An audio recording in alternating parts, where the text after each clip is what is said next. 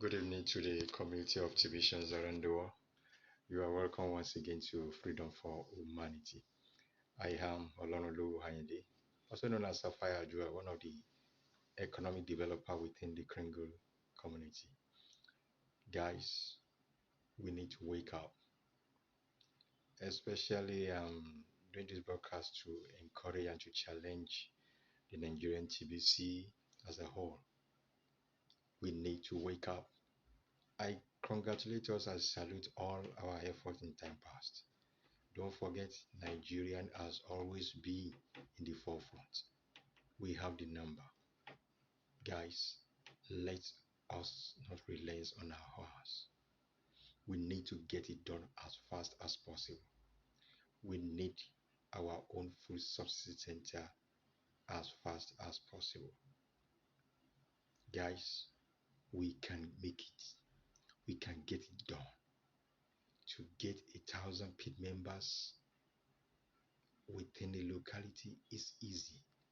Let us believe in what we are doing. Let us value TBC. Let us go all out with every sense of responsibility, every sense of respect. And let us what? Go all out. Let's encourage. Let's educate our people the more. Let them understand the essence and the need for us to get 1,000 paid members. It's a sacrifice that we need to pay now. Once we attain it, that's all.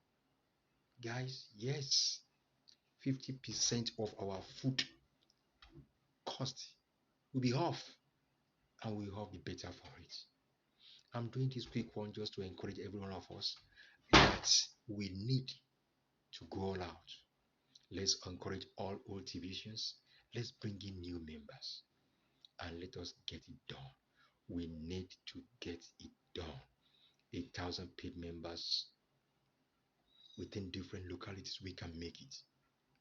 We can make it. People in Lagos, we can make it. People in Nevada, we can make it. People in Abuja, we can make it.